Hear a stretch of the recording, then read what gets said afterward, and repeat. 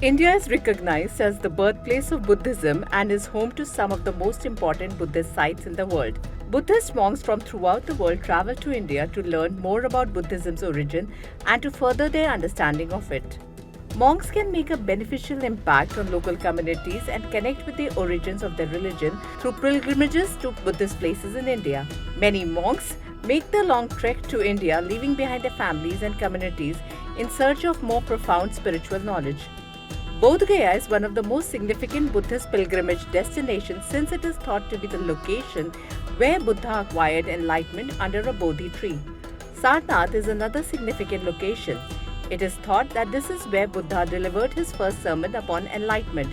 Several stupas, monasteries, and temples can be found in the location, which annually draws thousands of Buddhist pilgrims. Several Buddhist monks visit Kushinagar, another Buddhist landmark. In this location, the Buddha attained parinirvana and passed away.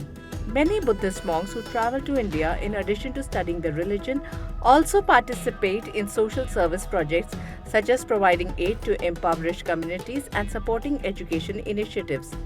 The voyage to India is frequently seen as a sacred and transformative event.